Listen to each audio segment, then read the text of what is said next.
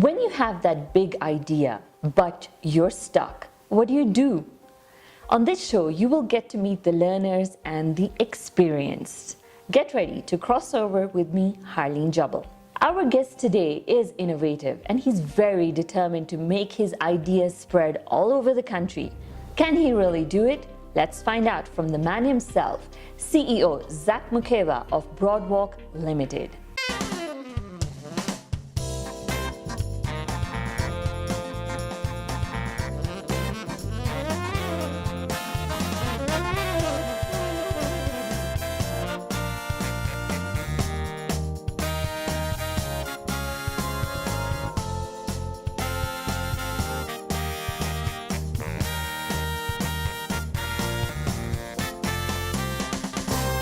Welcome to the show, Zack. Thank you for having me. So, Zack, you're CEO of Broadwalk Limited. Yes. And tell us, who is Broadwalk? Broadwalk Limited is a retail and franchising business. We're looking to provide convenience to the end consumer at the neighborhoods, public institutions, and high traffic areas like bus stations.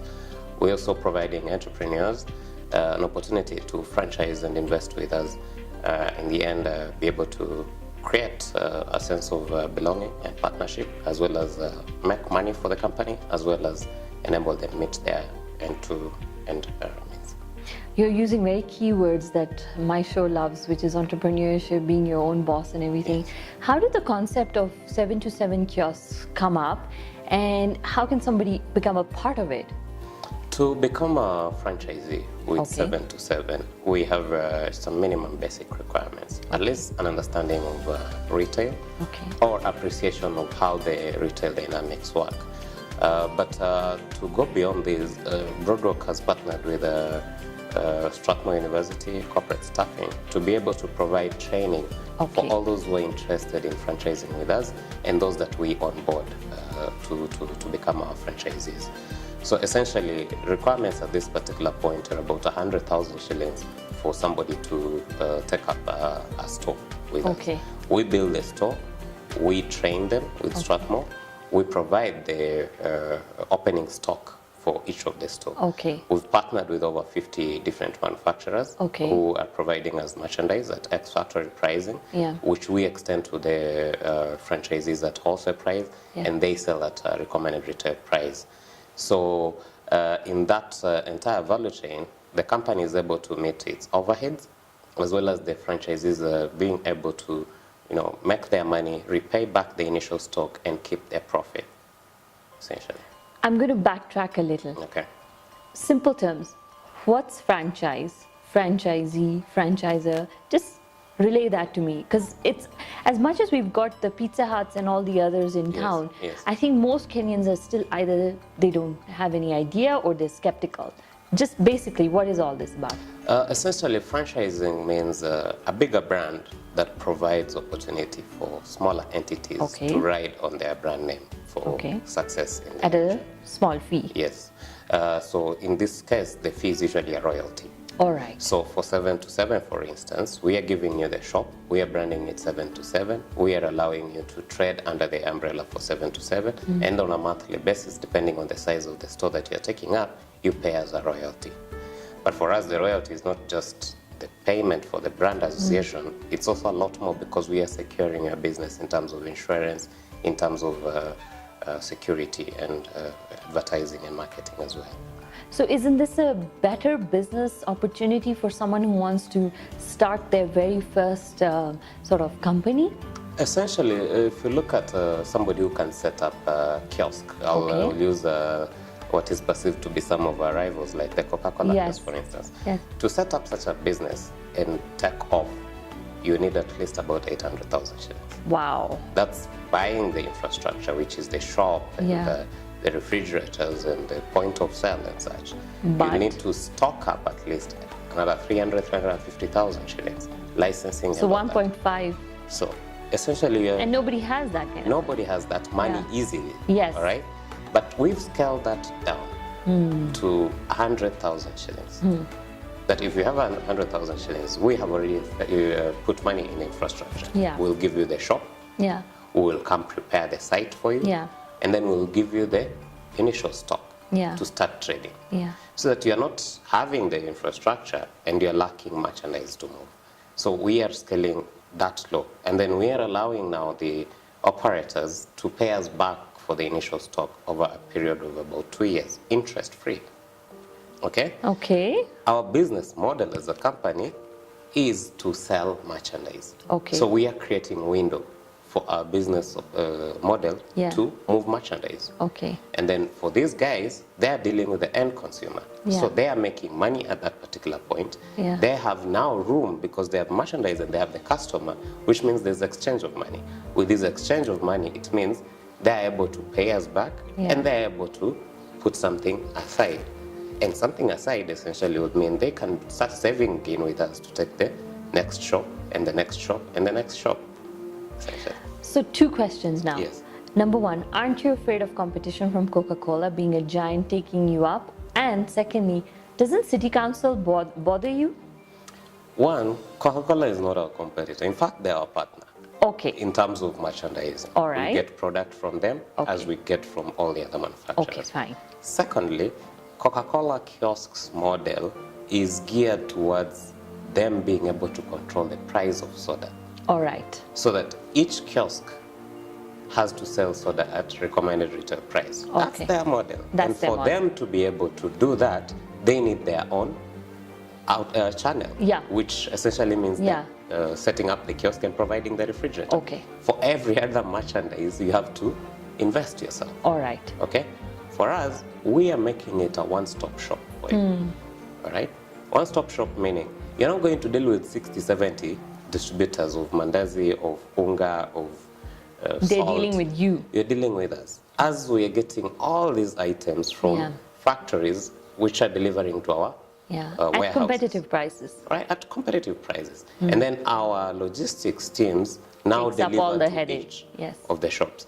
So, as I said earlier, initial stock we give you. But you continually order exclusively from us for all merchandise. To enjoy the benefits. All right?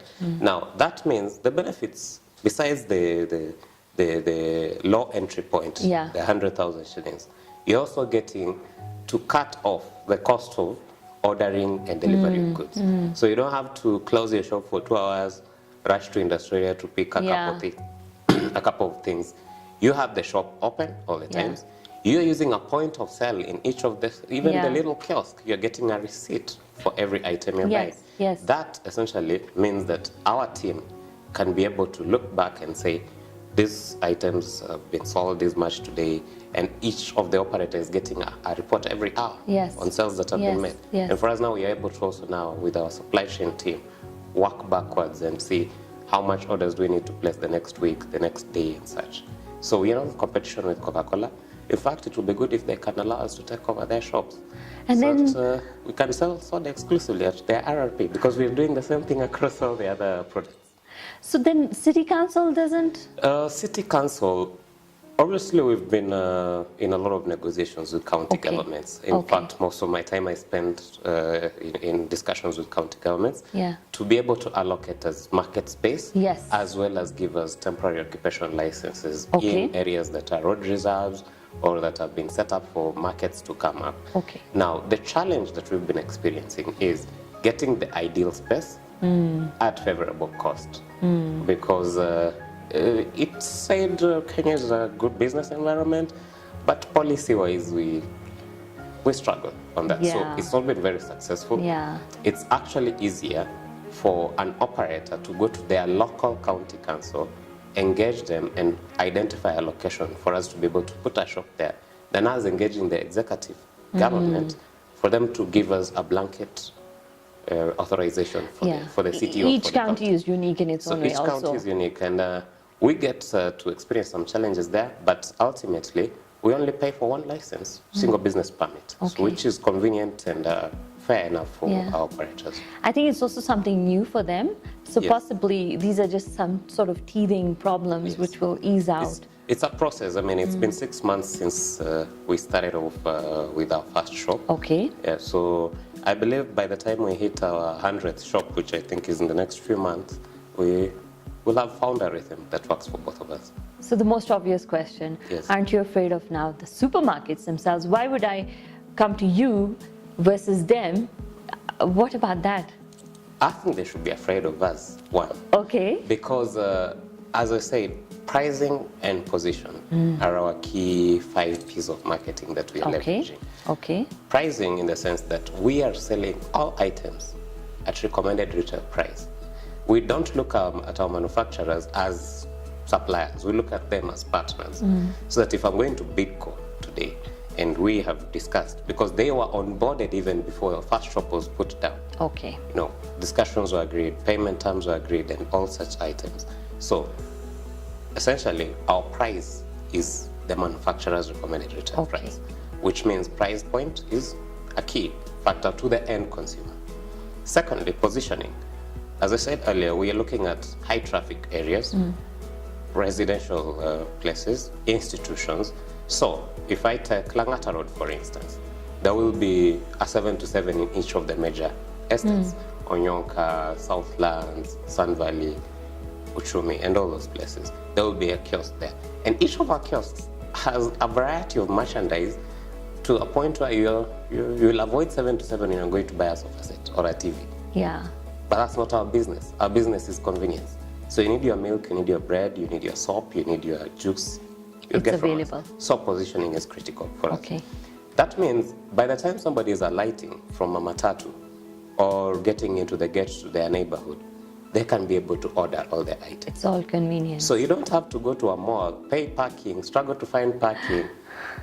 So they should be afraid of us.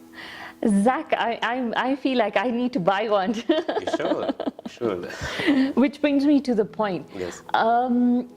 How good is a franchise business versus, you've already explained the benefits of it, but if I am a college student straight out of uni or school or anything, I mean, shouldn't I go home and tell my parents or my advisors, let me get started? Isn't it a better way of getting started in the business world versus struggling and looking for employment? What's your recommendation? I think franchising, for instance, in our area and largely the emerging markets, it's not something that had been embraced at the level where we are playing. Okay. You'd look at Steers, you look at Nando's, you look at Big Square, that level of franchising has been there. Okay. And that has been capital intensive. Okay. You have to find a partner that is capable of taking up a space at the hub or taking up a few petrol stations to set up an outlet either for food or something. But we are scaling that down.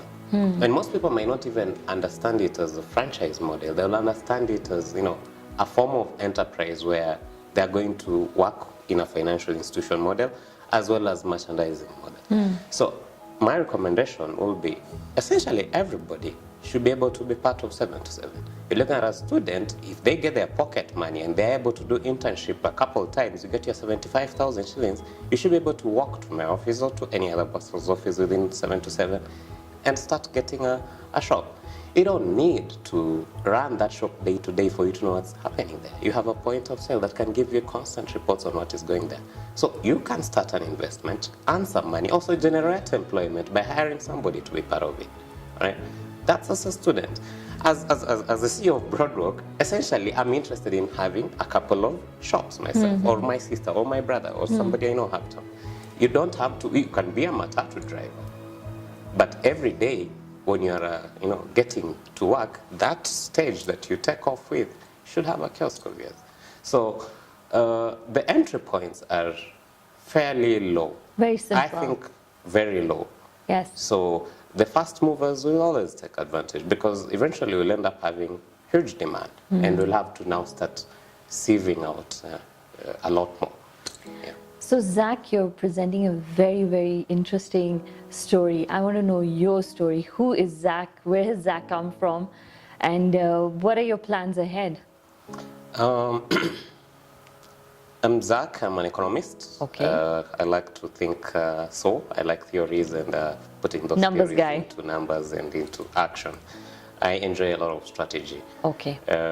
Strategy comes to me naturally when I'm in traffic. I'll try to find a solution to fix that traffic. Not for myself. Navigate through it. For myself, but to look at things in a broader perspective and see how society can be able to benefit just tweaking how our system works or how our policy works or how processes work. So I do enjoy that. I'm Nairobian for the most part of my days. I think I've spent about 10 of the last 14 years within Nairobi, but with a bit of travel occasioned by work. I've worked across industries. It was a deliberate effort from my first job. I worked in development finance, but I worked with different sectors at that particular point, and I think that triggered me to want to understand each sector at depth. So I've worked in manufacturing, in banking, private equity, agriculture, and all these things, I think they brought me to a point of having keen interest in retail.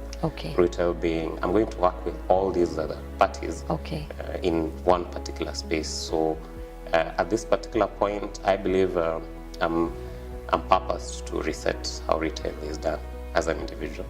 Yeah. Excellent. So far, what has been your crossover moment professionally? I think my crossover moment professionally came when I was part of the Aga Khan development group. It was exciting to work in one institution, but work for about 26 different companies, cutting across different sectors. So you'd work with CCOM, which is in, cabling and internet, and flip over to sausages at Farmer's Choice and come back to electricity in Uganda. So you were being groomed in retail already? Yeah, so I believe that was the most exciting part of my career, and also the most stretching, but very informative. And I'm glad I walked through that path, because it opened up my mind to possibilities of what I can be able to achieve. And I think I'm at the right place for what I'm doing now, and the future, we'll see what happens. I'm sitting on this other side and I see a trailblazer. I'm going to watch your story. Congratulations. Thank and you. Maybe we'll have you again. Thank you. Is Kenya really ready for this kind of revolution in shopping? Did you know that if Walmart were to become a country, it would be the 26th economy in the world? Meet the movers and the shakers on their journey right here, connecting brands. Make sure you follow us on our Facebook, Twitter, Instagram pages, and don't forget to subscribe to our YouTube channel. Crossover with me, Harleen Jabbal.